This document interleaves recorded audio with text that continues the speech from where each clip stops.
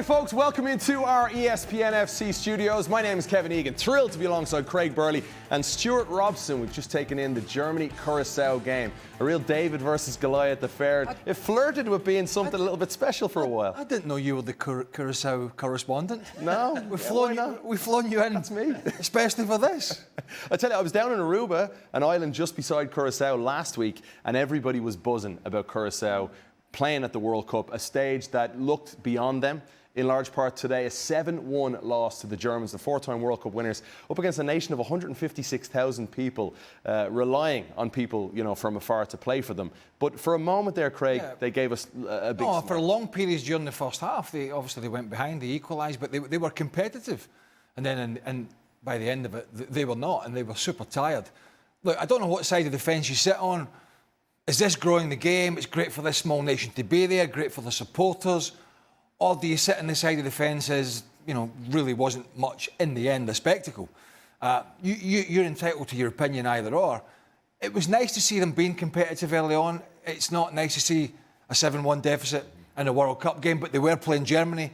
Not the greatest German side, but certainly one that still is much stronger than Curaçao. So this is what this 48-team tournament is doing. It's opening the gates to the smaller teams. But it's taken away, you know, apart from the fact from the Curaçao supporters, if you're switching on to watch this game, you're not watching the most competitive game you're ever going to see at a World Cup. The good thing about it is that Germany carried on wanting to play. You know, once they went 3-4-1 up, they could have played this at a slow pace. They could have played round the back and made it a very boring spectacle. But they still went for goals. And you could see exactly what Germany were trying to do. The combinations, the patterns of play, the positions that players were playing in. So that's what you can get as a manager. Nagelsmann could get from his team. It was almost like a practice game at the end of it. How could they break Curaçao down with ease? But he got all the right people in the right positions. You could see that they were quite narrow when they were playing. They were trying to play through into the front players. They were quite narrow in midfield. And their fullbacks got forward. One fullback got forward and the other one tucked in. So it was an easy game for them in the end. But you saw the qualities that Germany have got. But it's not going to be an easy group. No. I mean, we can forget about Curaçao, but for Germany, it's not going to be an easy group. Ecuador and Ivory Coast also in the group, yeah. Right. So you just never know.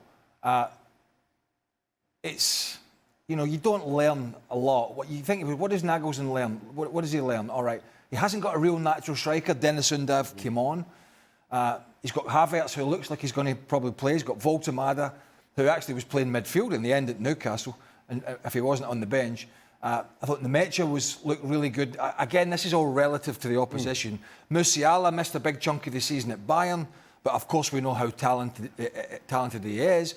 Will the Tan-Schlotterbeck partnership, if that is going to be the partnership, which we think it is, we saw Rudiger come on, but it looks like that will be the partnership. Will that hold up at the back? And will Nagelsmann continue through the tournament, which I think he will, with Kimmich as the right back? Because there is a big school of thought that they could be better with Kimmich in the middle of the park, just pulling those strings, but it doesn't look... And I'd imagine Joshua Kimmich thinks he should be in the middle of the park, but clearly Nagelsmann has some ideas of having him on the right-hand side. So, a bit of a warm-up game for them.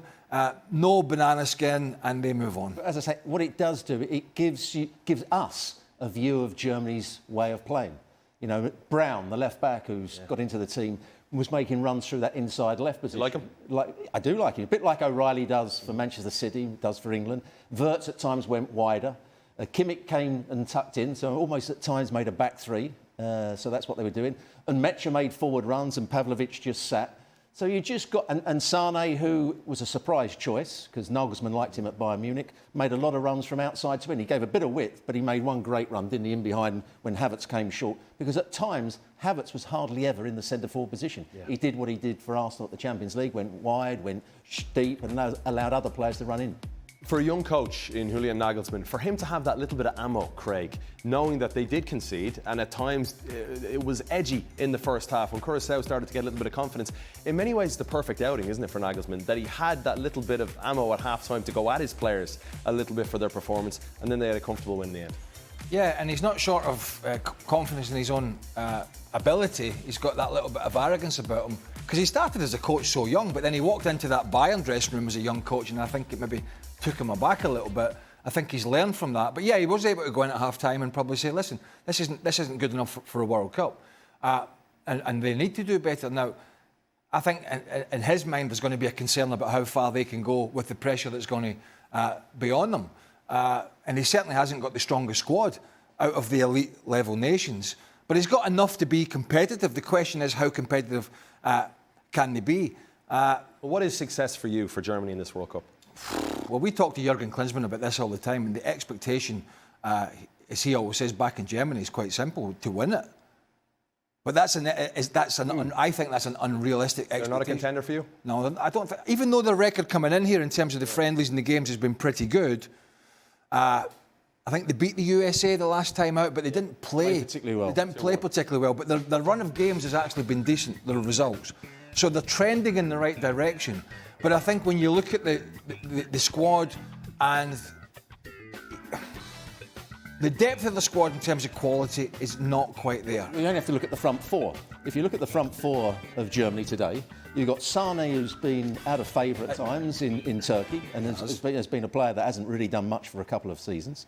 You've got Musiala, who's coming back from a terrible injury, and he hasn't quite been the same player yet. Hopefully, we do see him to be the quality player he is in this tournament.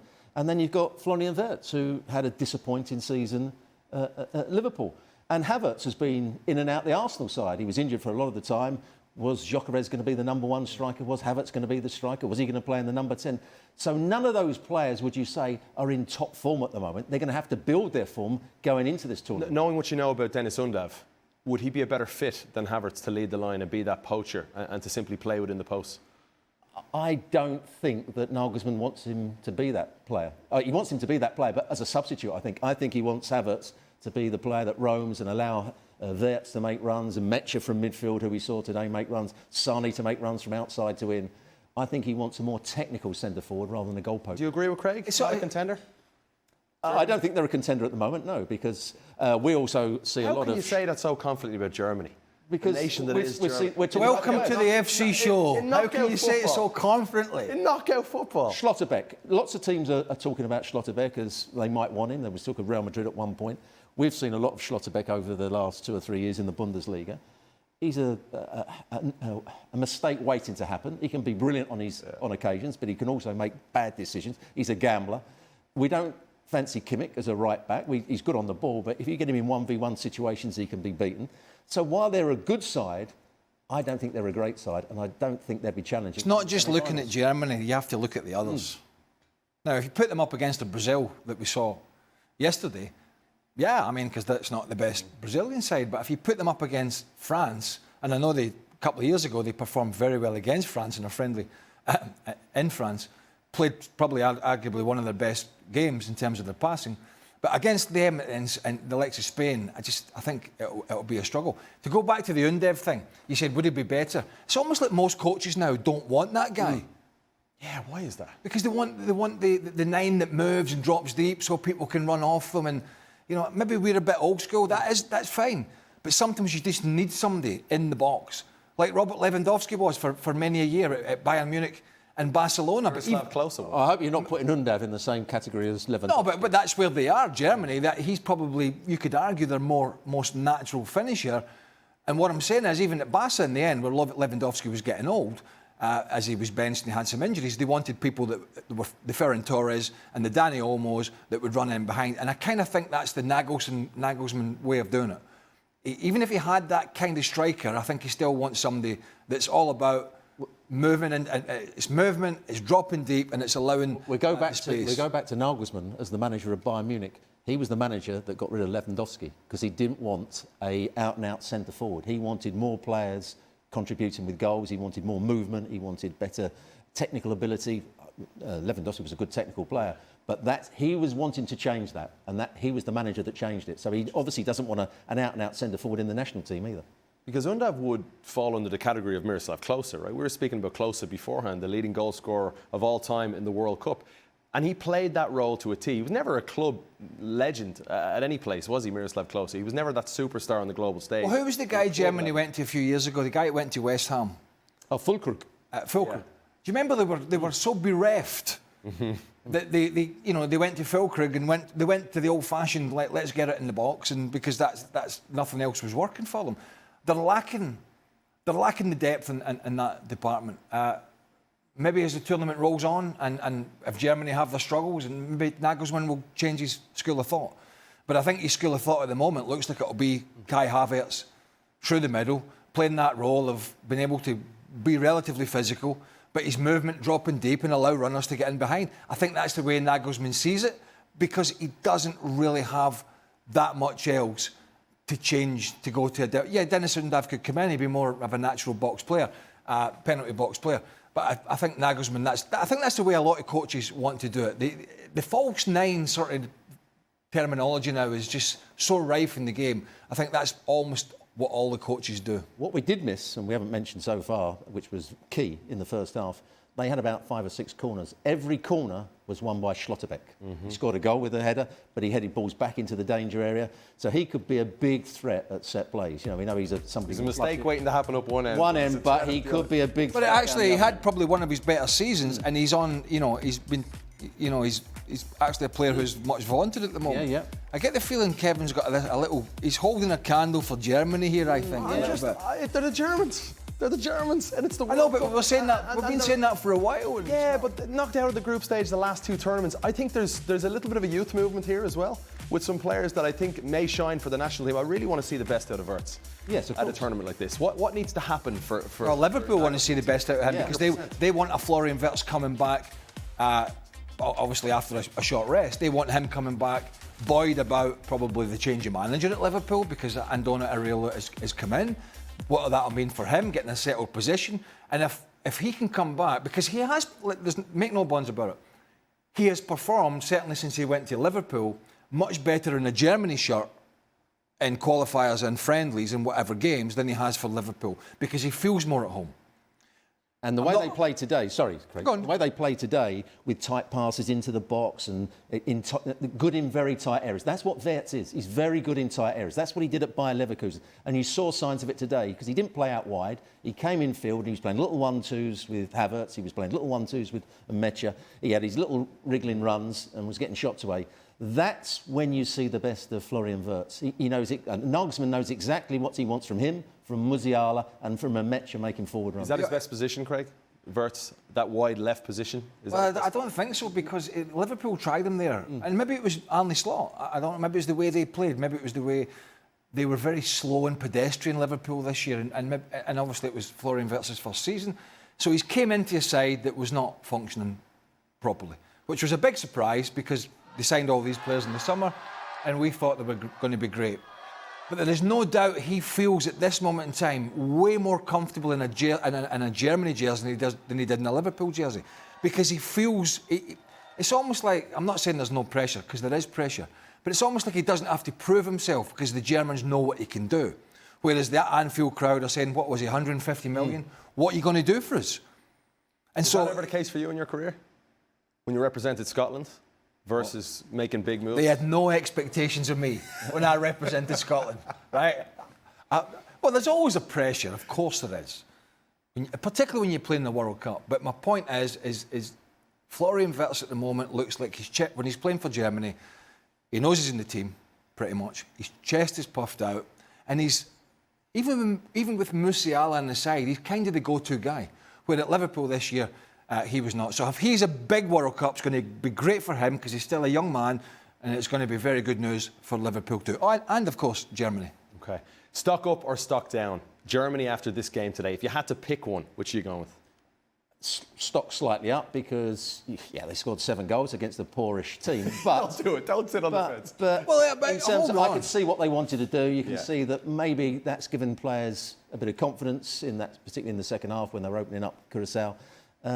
So I think it's just risen slightly. Is that a long time building for this? Stewart Robson being the positive man there we on are. the That's show. it. Yeah, slightly. I think you learn very little from today because of the opposition. I'm sorry, but it was competitive to a point, and then it became a training game with no real pressure, lack of having to defend. So no, I don't think you learn about Germany. I don't think you learn much about many of the teams.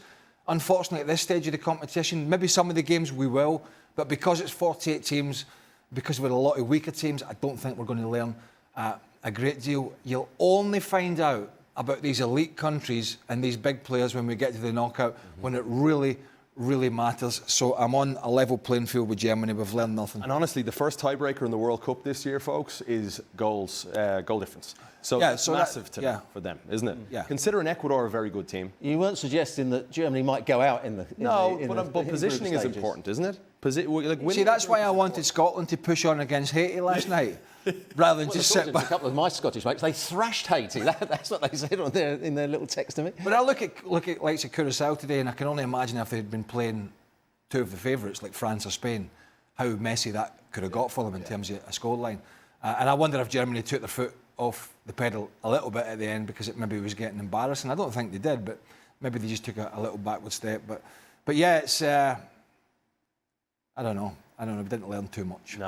No, on a great day for the Blue Wave, as they're known, of Curaçao, a nation of 156,000 people, the smallest nation to ever play at a World Cup. 7-1, the final score for the Germans. You two are sticking around all night, right? Oh, we are, yep. You're actually not. I'm joking with you. You're taking a half day, both of you. Well, no, we're still got the next game. Hey. We'll be here for the next game, of course, here on YouTube. But tonight at 9 p.m. Eastern Time on ESPN+, I'll be back with Ale Moreno, with Neda Manua and Jurgen Klinsmann as well. So do join us on ESPN+. Oh, I'd take the night off. No, I've just...